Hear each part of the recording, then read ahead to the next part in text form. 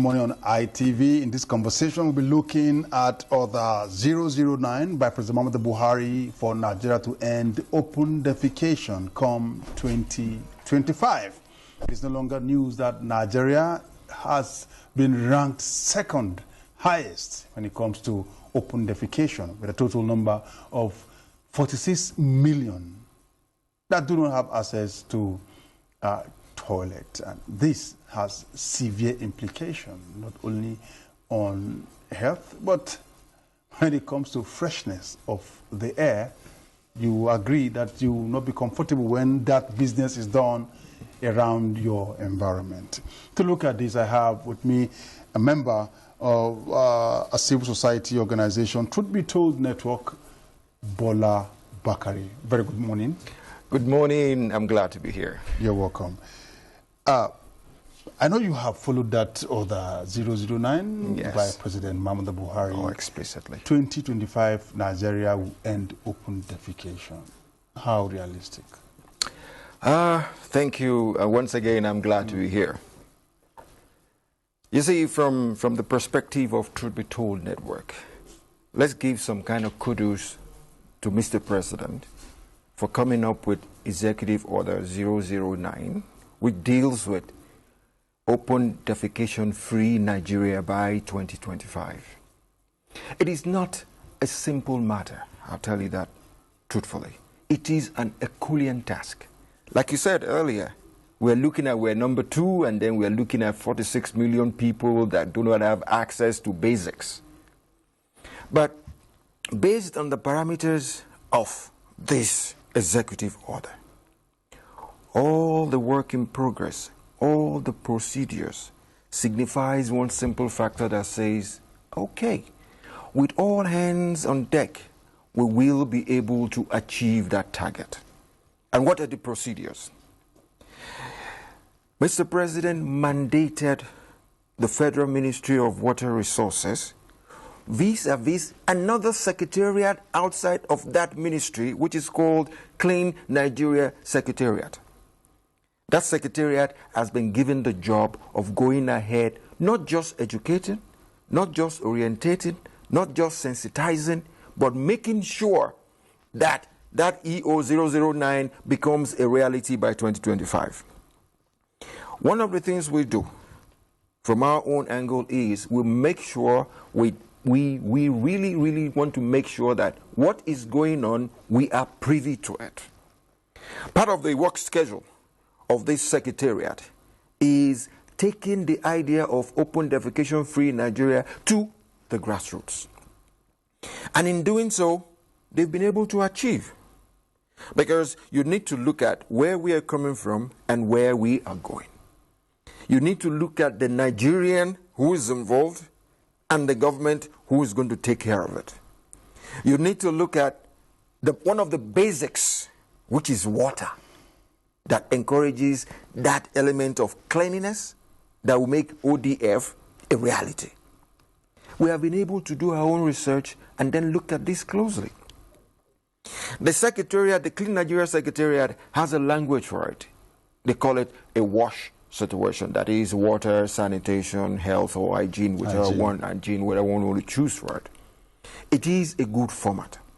And what they have done is, like I said earlier, taking the program to the grassroots. I'll tell you this. Because of what we are, we agreed, we lobbied for it, and then we were given a chance. Truth Be Told Network was given a chance to have what is called an on-the-spot assessment. Personally, I was there in a village called Pai, somewhere along the way to the airport.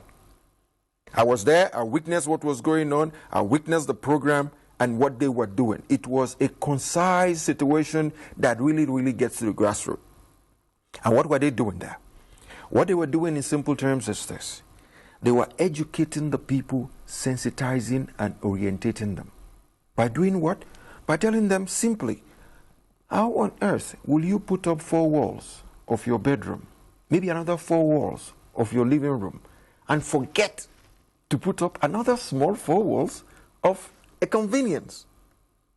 So what they did was to now create what is called a wash-come. that is a wash community within all those little areas.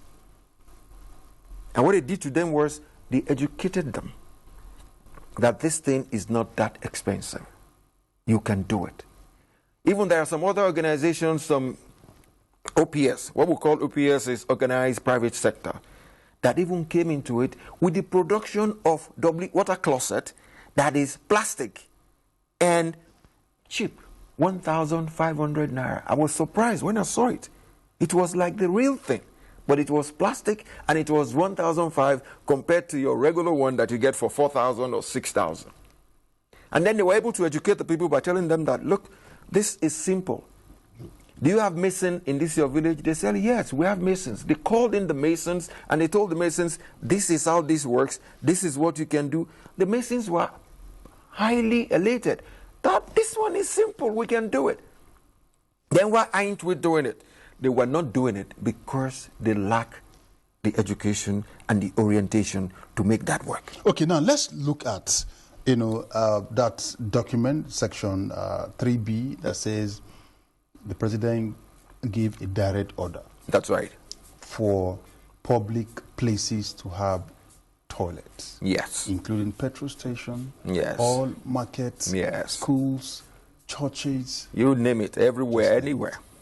Now, if we have 25 years, if we have 5 years between now and achieving that goal. Yes. And with this humongous work we have, yes, is it still possible? It is possible. You see, there is no perfect situation anywhere. Life in itself is work in progress. But I will tell you this, because part of our research takes care of all those. That is, in terms of all commercial places. Like, if you go to a gas station, you are a customer, the gas station should be able to provide you with a toilet.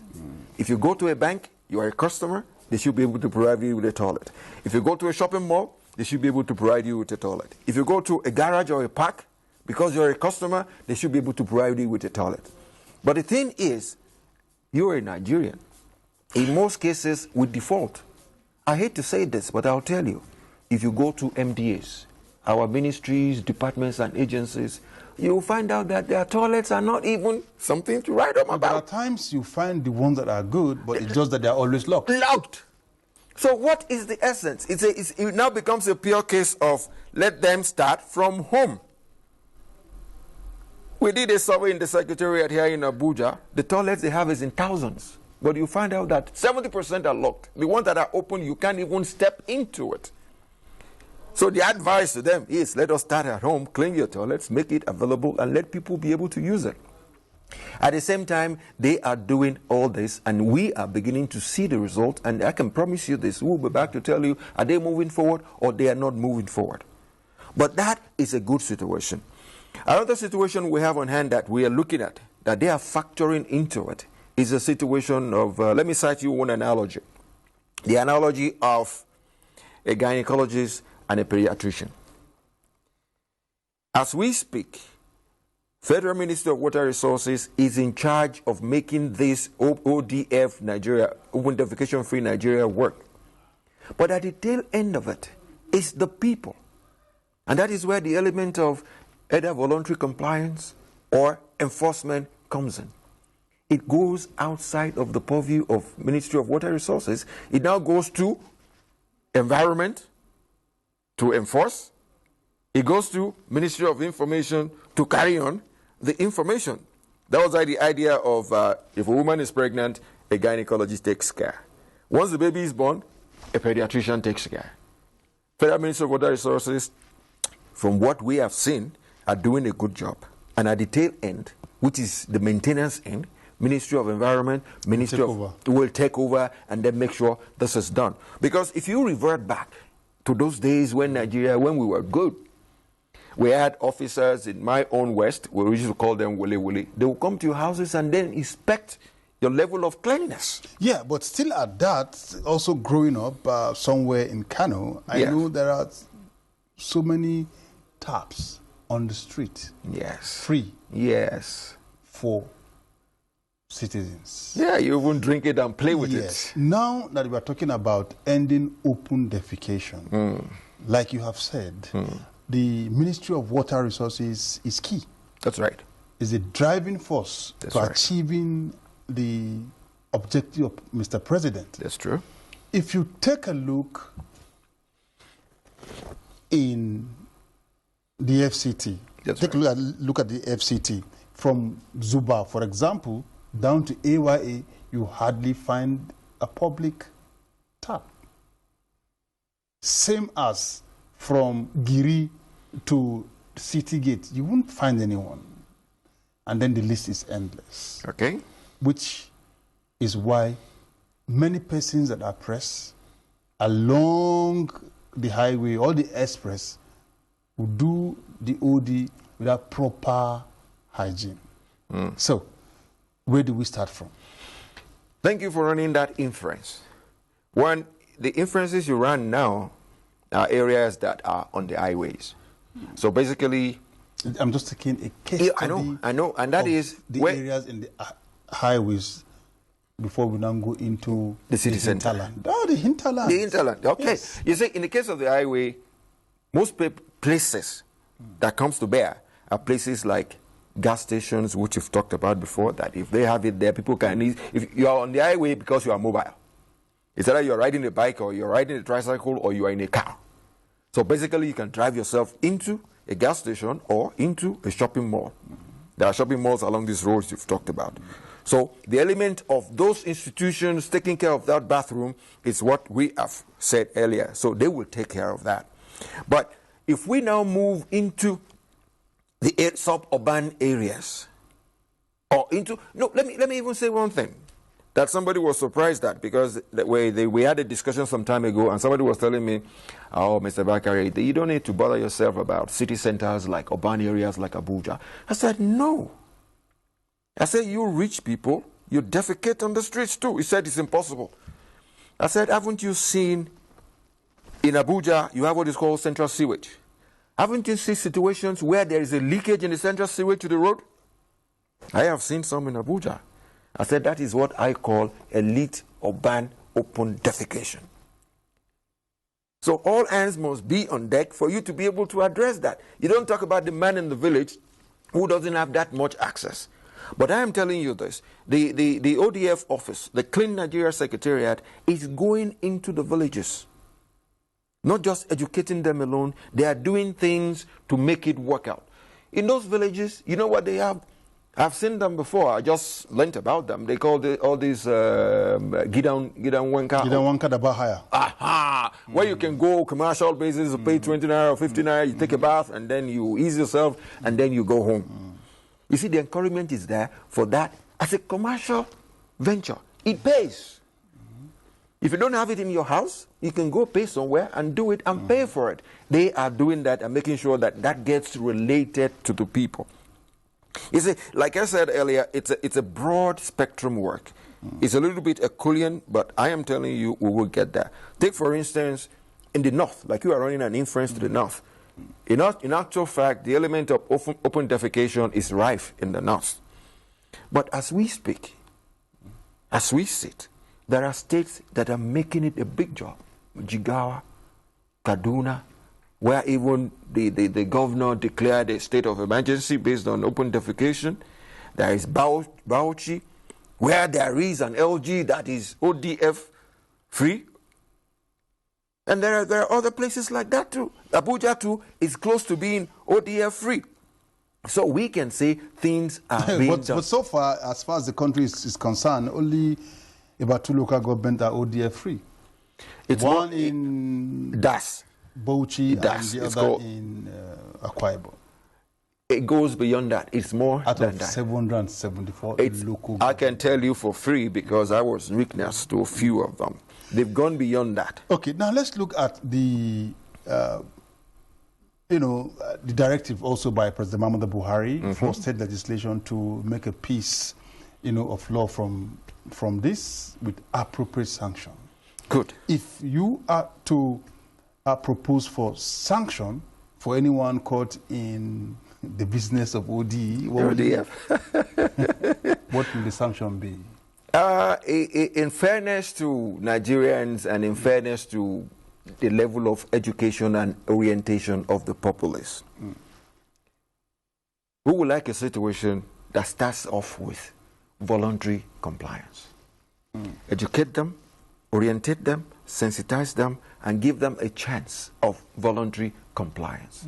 That is what the Federal Ministry of Water Resources is preaching as we speak. We will teach you how to do it, and we'll tell you, for God's sake, do it. It's for your own health.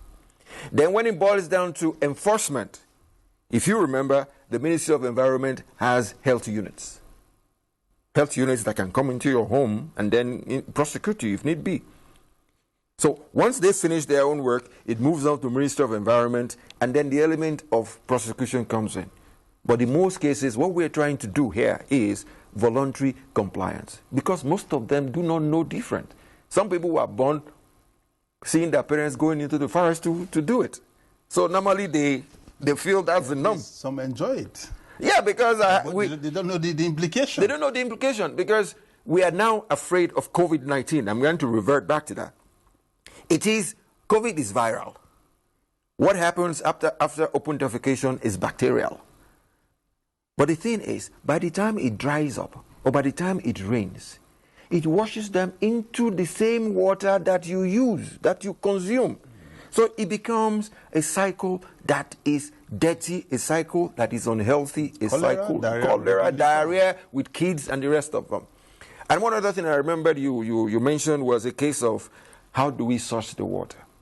Yeah, because it's a big problem. Because you know that we have been having a whole lot of budgetary allocation to the Water Resource Ministry. Yes. But to have a corresponding water supply is an issue. Let me give some clarification. And if Mr. President says Ministry of Water Resources have an office called Clean Nigeria Campaign Secretariat. That secretariat be championed, to ensuring that there's water that will, help in eradicating open defecation. That's right. The water is not available. You see, the element of the water, we were in a forum some time ago and we were discussing this element of water. You see, the shortage of water is a global problem. Not just Nigeria's problem, it's a global problem. 2, one of the factors that mitigates total situation or near to total situation of water supply is the human factor. If you get the water, can you maintain the source? In most cases, we abuse the source or we abuse the infrastructure. That's 2. On a 3rd level, there is the element of climate change, which is, as humans, we self-inflicted that on ourselves. There is the element of droughts that has created situations where water becomes impossible to access. But I'll tell you this, there are other forms, loads and loads of forms of sources of water. Federal Ministry of Water Resources is tapping into all this within the dictates of nature. There are areas, at times they don't have any rainfall for maybe months. And all of a sudden the rain falls, it becomes a deluge. Rather than being an advantage, it becomes a disadvantage. Everybody gets inundated. You can't even say, okay, I'm going to store the water, I'm going to use the water for farming, because your farm is totally inundated. And by the time you are settled, the rain is gone again for another 6 months. All these are factors of climate change. So if you factor in the climate change, the drought level, the population explosion. 40 years ago or 50 years ago, Nigeria was just 60 million people. As we speak, we're 200 million and counting. So I believe with time, that was why I called it an Herculean task. We will always be there to run a check, and if you invite us, we're here to tell you that, oh, we were here, they've done this, they've done that, this is what is happening, these are the figures. At the moment, yes, UNICEF says Nigeria needs 1 million toilets in order to effectively tackle open defecation. Yes. 1 million toilets, is it easy, or will it be easy to come by? I'll give you this for free. Going by the figures you've given, I can tell you that 15% of that 1 million is available. but there is no access to them. Those are the ones we were talking about. Go to secretariats, half of the toilets are locked up. Go to gas stations, they are locked up. Go to banks, they are locked up. Go to motor parks and garages. When they have, they are locked up. And in most cases, they don't have. And these are money-making ventures. These are factors we have known, we have been able to check that the Federal Ministry of Water Resources is going to look into. All those places where... Yeah, but, you know, what you have observed about some of these toilets being locked up, at times you don't blame those locking them up because people go there and mess them up. That is where the element of... Yes, and which, of course, takes us to the issue of compliance to open defecation policy. Mm-hmm. So, how do you enforce compliance? You see, we are starting... How do you enforce compliance? I will take that as your last comment on the program, on the segment. Thank you very much. Like I said earlier, there is that element of education, sensitization, orientation. The next level is voluntary compliance, and the next level is enforcement. Enforcing the situation on ground. What we have on ground is what I call the human factor. The average Nigerian honestly does not even listen, does not even care. We've moved from being carefree to reckless. But what we're trying to do now, Federal Ministry of Water Resources is trying to do now, is to bring them back from reckless to sensible and to learn how to be compliant with strict hygiene. And that is the situation that is going to happen. Like I said earlier, it's not going to be an easy affair. It's a Herculean, but it will be done. And I can make you a promise. We will always be here to tell you, my brother, we've run a check. They've done this far, they've gone this far, they've gone this far. I'll tell you one thing. In the next few weeks, most of all those locked bathrooms and toilets will be open, because I'll be here to tell you about that. Okay, we hope that will be possible. We've been on this for some time now. The open defecation is really, really biting hard with the implications of cholera, diarrhea, yes, of course, polluted environment. That most time those around such areas have difficulty in even sitting outside their houses. But we just hope that the order 009 to end open defecation 5 years from now will be a reality. Once again, thank you so much for coming on the show. I'm glad to be here, my brother. Bola Bakare. Okay, we'll take a quick break. When we come back, it will be the concluding part of the program. Stay with us.